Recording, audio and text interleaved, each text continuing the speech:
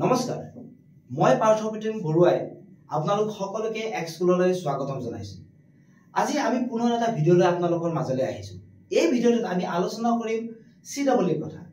আৰু এই ভিডিঅটো সেই সকল ছাত্ৰ-ছাত্ৰীৰ বাবে যিসকল ছাত্ৰ-ছাত্ৰীয়ে ক্লাছ 8, 9, 10 ত পঢ়ি আছে, লগতে যিসকল ছাত্ৰ-ছাত্ৰীয়ে এবাৰ মেট্ৰিক দি ক্লাছ 11 ত এডমিশন লৈছে আৰু যিসকল ছাত্ৰ-ছাত্ৰীয়ে ক্লাছ 12 ত পঢ়ি আছে, লগতে তেওঁলোকে ভাবি আছে যে ভৱিষ্যতে এজন ইঞ্জিনিয়াৰ হ'ম বুলি, তেওঁলোকৰ বাবে এই ভিডিঅটো। লগতে আৰু কৈ থৈ দিও যে যিসকল অভিভাৱকে নিজৰ সন্তানজনক এজন ইঞ্জিনিয়াৰ বনাব বিচাৰে নাইবা ইঞ্জিনিয়াৰ হোৱাটো বিচাৰে, সেই সকল অভিভাৱকৰ বাবেও এই ভিডিঅটো। এই ভিডিঅত আমি বিতংভাৱে আলোচনা কৰিম CWE ৰ কথা। CWE কি হয়, CWE ত আমি কি আছে কি নাই, আটাইবোৰ কথা আমি এই ভিডিঅটোতে পাতিম। আহকচোন CWE কি হয় আমি চাই লওঁ। CWE হৈছে কমন এন্ট্ৰেন্স এক্সামিনেশ্যন। CWE ৰ ফুল ফৰ্মটো হৈছে কি কমন এন্ট্ৰেন্স এক্সামিনেশ্যন। এই যেটো এক্সামিনেশ্যন আছে, এই এক্সামিনেশ্যনটো কন্ডাক্ট হয় আসামত। আৰু এই এক্সামটোৰ জৰিয়তে আমি কি কৰিব পাৰো, আমি যদি ভাবি আছো এজন ইঞ্জিনিয়াৰ হ'ম বুলি, আৰু আমাৰ অসমত যিবোৰ ইঞ্জিনিয়াৰিং কলেজ আছে, এই ইঞ্জিনিয়াৰিং কলেজত আমি যদি পঢ়াৰ এটা সপোন আছে, এই সপোনটো যেন পূৰা কৰিব লাগে, তেতিয়াহ'লে আমি কি দিব লাগিব, CWE এই এক্সামটো আমি দিব লাগিব। ঠিক আছে, এই CWE এক্সামেদি আমি কি কৰিব পাৰো, অসমত ধৰক যেনেকুৱাকে আমাৰ গুৱাহাটী ইউনিভাৰ্চিটিত আমি ইঞ্জিনিয়াৰিং কৰিব পাৰো বিটেক, যেনেকুৱাকে আমি যোৰহাট ইঞ্জিনিয়াৰিং কলেজত বিটেক কৰিব পাৰো, যেনেকুৱাকে আমাৰ আসাম ইঞ্জিনিয়াৰিং কলেজত আমি বিটেক কৰিব পাৰো। এইবোৰ ইঞ্জিনিয়াৰিঙত যদি আমি বিটেক কৰিব বিচাৰো, তেতিয়াহ'লে আমি কি এন্ট্ৰেন্স দিব লাগিব, CWE এন্ট্ৰেন্স এক্সামটো দিব লাগিব। এতিয়া স্যাৰ কোৱেশ্চন তাতে এটা আহি গ'ল, হয়নে? এতিয়া ইঞ্জিনিয়াৰিং কলেজ আমাৰ অসমত NIT ও আছে, IIT ও আছে। আমি CWE দি NIT IIT সিট পাম নে নাই? আমি NIT বা IIT CWE জৰিয়তে আমি সিট পাব নোৱাৰো। ইয়াতে অকল যিখিনি আমাৰ ষ্টেট গভৰ্ণমেন্টৰ আন্ডাৰত ইঞ্জিনিয়াৰিং কলেজ আছে, সেই ইঞ্জিনিয়াৰিং কলেজতে আমি কি কৰিব পাৰো, সিট পাব পাৰো। এতিয়া ডাঙৰ কোৱেশ্চন যে এই CWE এন্ট্ৰেন্সটো কোনে কন্ডাক্ট কৰে? এই CWE এন্ট্ৰেন্সটো কোনে কন্ডাক্ট কৰে? ASTU কন্ডাক্ট কৰে। এতিয়া আমাৰ কোৱেশ্চন ASTU মানে কি, হয়নে? ASTUৰ ফুল ফৰ্মটো হৈছে Assam Science and Technology University. কি ফুল ফৰ্মটো? Assam Science and Technology University. Sir সবতছে আৰু ডাঙৰ কোৱেশ্চন যে Assam Science and Technology University আগৰ পৰা পাতি আহিছে নে? সেইটো এটা কোৱেশ্চন, হয় নে নহয়? নহয়, যে 2017 লৈকে ডিব্ৰুগড় ইউনিভাৰ্চিটি এই CWE এক্সাম তেওঁলোকে কন্ডাক্ট কৰিছিল। 2017 পিছত মানে 18 পৰা আমাৰ ASTUয়ে এই এক্সামটো কন্ডাক্ট কৰিলে, হয়নে? এইখিনি কথা গম পালো, CWE কি হয় কি নহয় বুজি পালো, কিহৰ এন্ট্ৰেন্স এইখিনিও গম পালো। এতিয়া স্যাৰ সবতছে ডাঙৰ কোৱেশ্চন, তাৰ কাৰণে এলিজিবিলিটি ক্ৰাইটেৰিয়া কি আছে আমি সেইখিনি জানিব লাগিব।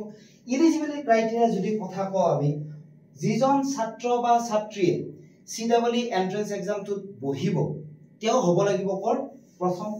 প্ৰথম ক্ৰাইটেৰিয়া আছে, তেওঁ হ'ব লাগিব অসমৰ। কৰ হ'ব লাগিব? অসমৰ। ঠিক আছে, অসমৰ মই হলো। তাৰ পিছত কোৱেশ্চন থাকিব, যেনেকুৱাকে নিটত এটা 17 বছৰ হ'ব লাগিব, কিন্তু তাৰে কোনো ধৰণৰ আপাৰ এজ লিমিট নাই। যিমান বয়সলৈকে মন থাকে তেতিয়ালৈকে নিটৰ এন্ট্ৰেন্স এক্সাম দিব পাৰে। কিন্তু CWE আমাৰ কি আছে, কিছুমান বয়সৰ ক্ৰাইটেৰিয়া আছে। CWE এন্ট্ৰেন্স দিব পাৰিব যেতিয়া ছাত্ৰজনৰ 17 বছৰ হয় আৰু যেতিয়া 21 বছৰ হয়, তেতিয়ালৈকেহে দিব পাৰিব। তাৰ পিছত ছাত্ৰ বা ছাত্ৰজনীয়ে CWE এন্ট্ৰেন্স এক্সাম দিব নোৱাৰে। ঠিক আছে, গম পালো সেইটো কথা। এতিয়া আমাৰ এনেকুৱা এটা কোৱেশ্চন যে স্যাৰ মই পাস BSc কমপ্লিট কৰি লম, তাৰ পিছত মই CWE এন্ট্ৰেন্স দিম, পাৰিম নে? ডেফিনেটলি পাৰিবা। তাৰ কাৰণে কি হয়, ছাত্ৰ ছাত্ৰীৰ কাৰণে এটা বয়সৰ ৰিলেক্সেশন তাতে থাকে। তে ছাত্ৰ বা ছাত্ৰীজনী কিমানলৈকে দিব পাৰে, 22 বছৰলৈকে CWE এন্ট্ৰেন্স এক্সামটো দিব পাৰিব। কিমান বছৰ? 22 বছৰলৈকে দিব পাৰিব। এতিয়া বহুত ষ্টুডেন্ট এনেকুৱা থাকে SC ক্যাটাগৰী থাকিব, বহুত ষ্টুডেন্ট ST ক্যাটাগৰী থাকিব। তেওঁলোকৰ কোৱেশ্চন দেখুৱা, স্যাৰ আমাৰ বাবে একো ৰিলেক্সেশন নাই নেকি? ডেফিনেটলি যিবোৰ ষ্টুডেন্ট SC বা ST ক্যাটাগৰী হয়, তেওঁলোকৰ কাৰণে কি আছে, 3 বছৰৰ ৰিলেক্সেশন আছে। কিমান বছৰ? 3 বছৰৰ, 3 ইয়াৰ্স। মনত থাকিব, 3 ইয়াৰ্সৰ এজ লিমিটত ৰিলেক্সেশন তেওঁলোকৰ বাবে থাকিব। ঠিক আছে, গম পালো এজ লিমিট আমি গম পালো, অসমৰ হ'ব লাগিব সেইটো গম পালো। এতিয়া সকলোতকে ডাঙৰ প্ৰশ্ন ছাত্ৰ ছাত্ৰীৰ মনত আহে যে স্যাৰ হাই সেকেন্ডাৰীত মই কিমান পাৰ্সেন্টেজ পাব লাগিব? এটো সবতছে ডাঙৰ কোৱেশ্চন আৰু লগতে ছাত্ৰ ছাত্ৰী এইটো এটা কোৱেশ্চন যে স্যাৰ CEE এন্ট্ৰেন্স দিব লাগিলে মোৰ সাবজেক্ট কম্বিনেশন কি থাকিব লাগিব এটো সবতছে ডাঙৰ কোৱেশ্চন মই কৈ দিছো যে যিসকল ছাত্ৰ ছাত্ৰীয়ে CEE দিম বুলি ভাবি আছে CEE জৰিয়তে ইঞ্জিনিয়াৰিং কলেজত সিট লম বুলি ভাবি আছে তেওঁলোকৰ কাৰণে কি সাবজেক্ট থাকিব লাগিব প্ৰথম থাকিব লাগিব তেওঁৰ কি ফিজিক্স থাকিব লাগিব নেক্সট থাকিব লাগিব তেওঁৰ কি কেমিষ্ট্ৰি থাকিব লাগিব আৰু থাকিব লাগিব কি ম্যাথমেটিক্স এই তিনিটা সাবজেক্টৰ লগতে তেওঁৰ কম্বিনেশন সাবজেক্টত কি থাকিব লাগিব ইংলিশ কি থাকিব লাগিব ইংলিশ থাকিব লাগিব ইতিয়া পাৰ্সেন্টেজৰ কথা যদি কব যাও হাই সেকেন্ডাৰীত যিজন ছাত্ৰ ছাত্ৰীয়ে 50% পায় জেনাৰেল ক্যাটাগৰী 50% থাকে ফিজিক্স কেমিষ্ট্ৰি ম্যাথছ আৰু ইংলিশত তেওঁ 50% যদি থাকে তেওঁ এলিজিবল হয় আৰু যিসকল ছাত্ৰ ছাত্ৰীয়ে এসটি ক্যাটাগৰীত বিলং কৰে তেওঁৰ কাৰণে পাৰ্সেন্টেজ হ'ব লাগিব কিমান 40% আৰু যিসকল ছাত্ৰ ছাত্ৰীয়ে এসসি ক্যাটাগৰীত হয় তেওঁলোকৰ কাৰণে কিমান পাৰ্সেন্ট হ'ব লাগিব 45% ঠিক আছে মনত থাকিব যিসকল জেনাৰেল ক্যাটাগৰী হয় কিমান পাৰ্সেন্ট থাকিব লাগিব 50% যিসকল ছাত্ৰ ছাত্ৰীয়ে এসটি ক্যাটাগৰীত হয় তেওঁলোকৰ কাৰণে কিমান পাৰ্সেন্টেজ 40% যিসকল ছাত্ৰ ছাত্ৰীয়ে এসসি ক্যাটাগৰী হয় তেওঁলোকৰ কাৰণে কিমান পাৰ্সেন্টেজ 45% মনত থাকিব এইখিনি কথা এতিয়া সব আৰু এটা জানিব লগা কথা যে স্যাৰ মোৰ এনেকুৱা হল যে মই ফিজিক্সত এবাৰ ফেল কৰিলো মই আহাবাৰ বেটাৰমেন্ট দিম ফিজিক্সত বেটাৰমেন্ট দি ফেলে মই আহা বছৰ CEE দিব পাৰিম নে নাই এটো ডাঙৰ কোৱেশ্চন থাকে সবৰে হেতু যদি হয় যদি অকল এটা সাবজেক্টত বেটাৰমেন্ট দিয়া যায় তেতিয়া হলে সেই ছাত্ৰ বা ছাত্ৰীজনে কি হ'ব এলিজিবল নহয় CEE কাৰণে CEE এই সাবজেক্ট কম্বিনেশন মই এটা কথা কৈছো যে ফিজিক্স কেমিষ্ট্ৰি ম্যাথছ আৰু ইংলিশ এই তিনিটা চাৰিটা সাবজেক্ট এই ফোৰ সাবজেক্ট ক্যান্ডিডেট জনে এটা সেম সিটিংত তেওঁলোকে পৰীক্ষা দিব লাগিব মানে এটা বছৰতে সেই ছাত্ৰ বা ছাত্ৰজনে কি কৰিব লাগিব ফিজিক্স কেমিষ্ট্ৰি ম্যাথছ আৰু ইংলিশৰ পৰীক্ষাটো দিব লাগিব যদি এটা সাবজেক্টত বেটাৰমেন্ট তেতিয়া হলে নহব তেওঁ ছাত্ৰ বা ছাত্ৰজনে কি কৰিব লাগিব ৰিপিট দিব লাগিব তেতিয়াহে তেওঁ CEE কাৰণে এলিজিবল হ'ব যদি ছাত্ৰ বা ছাত্ৰজনে ফেল কৰে কোনোবা এটা সাবজেক্ট ঠিক আছে মনত থাকিব এইখিনি কথা নেক্সট আমাৰ ডাঙৰ কোৱেশ্চন যে এক্সামৰ প্যাটাৰ্নটো নে কেনেকুৱা এক্সামত কি হয় কি নহয় বা কোৱেশ্চন কিমান থাকিব বা কোন সাবজেক্টৰ পৰা কোৱেশ্চন আহিব এইটো বস্তু প্ৰথম মই ক'ব যাও যে CEE যেটো এন্ট্ৰেন্স হ'ব এই এন্ট্ৰেন্সত টোটাল নাম্বাৰ অফ কোৱেশ্চনস কিমান থাকিব 120 কোৱেশ্চনস থাকিব কিমান কোৱেশ্চনস 120 কোৱেশ্চনস থাকিব আৰু যেটো মাৰ্ক CEE যেটো টোটাল মাৰ্ক হ'ব কিমান 480 মাৰ্ক 480 মাৰ্ক মনত থাকিব তো 120 টা কোৱেশ্চনস 480 ফুল মাৰ্কস ইতিয়া আমাৰ এটো কোৱেশ্চন হ'ব যে স্যাৰ এই এক্সামটো সাবজেক্টিভ হ'ব নে অবজেক্টিভ হ'ব এটো কোৱেশ্চন থাকিব এই এক্সামটো কি হয় অবজেক্টিভ হয় মানে MCQ কোৱেশ্চনস থাকিব মনত থাকিব যে এই কোৱেশ্চনটো কি থাকিব কোৱেশ্চন কেনেকুৱা টাইপৰ থাকিব MCQ থাকিব অবজেক্টিভ টাইপ থাকিব স্যাৰ কিমান সময় পাম এই এন্ট্ৰেন্সটোৰ কাৰণে কিমান সময় পাম 3 ঘণ্টা পাম ডিউৰেচন কিমান 3 আৱাৰ্স ইতিয়া আমাৰ কেনেকুৱা হয় সকলোৰে মন যায় ন জানিবৰ কাৰণে যে এই এন্ট্ৰেন্সটো যে আমি দিও স্যাৰ নেগেটিভ মাৰ্কিং থাকিব নেকি কাৰণ বহুত ছাত্ৰ ছাত্ৰী কি কৰে যে এনসাৰ অকমান কিবা এটা জানি পেলে গতে টিক কৰি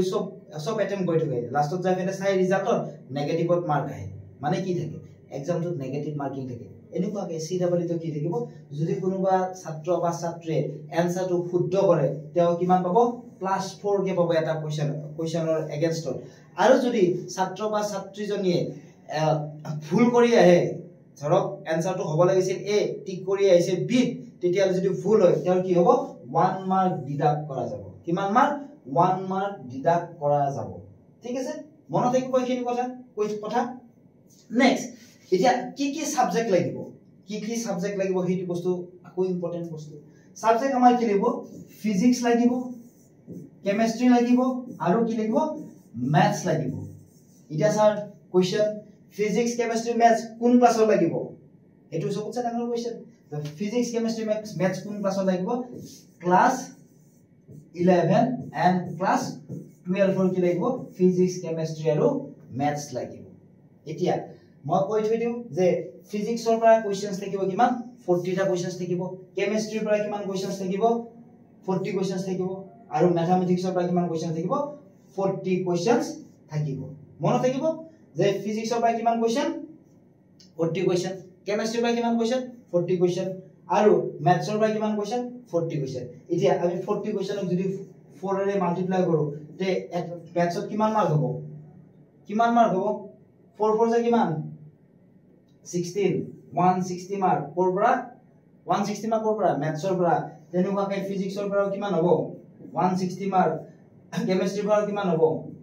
160 মাৰ্ক টোটাল কিমান হ'ল টোটাল কিমান 480 মাৰ্কস হ'ব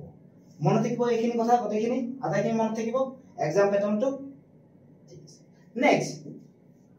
যদি আমি সিডব্লিউ এক্সাম দিলো দি পিনে আমি কি কৰিলো কোৱালিফাই কৰিলো এতিয়া আমি ক'ত পঢ়াৰ সুযোগটো পাম সেই কথাখিনিও আমি জনাটো দৰকাৰ ক'ত সুযোগ পাম প্ৰথমতে যদি ছাত্ৰ বা ছাত্ৰীজনীয়ে সিডব্লিউ এক্সাম ভাল হয় তেও ক'ত সিট পাব পাৰে আসাম ইঞ্জিনিয়াৰিং কলেজত সিট পাব পাৰে ক'ত আসাম ইঞ্জিনিয়াৰিং কলেজ এটা আসাম ইঞ্জিনিয়াৰিং কলেজত টোটাল সিটস কিমান আছে 420 টা সিট আছে বিটেক কোৰ্সৰ কাৰণে কিমান 420 সিটস নেক্সট যদি আমি কব যাও যোৰহাট ইঞ্জিনিয়াৰিং কলেজ সিট ক'ত ল'ব পাৰে যোৰহাট ইঞ্জিনিয়াৰিং কলেজত সিট ল'ব পাৰে এটা যোৰহাট ইঞ্জিনিয়াৰিং কলেজত কিমান সিট আছে 115 টা সিট আছে বিটেক কোৰ্সৰ বাবে আৰু যোৰহাটত আৰু এখন ইনষ্টিটিউট আছে বিটেক কৰাৰ বাবে হিখন আছে আমাৰ কি যোৰহাট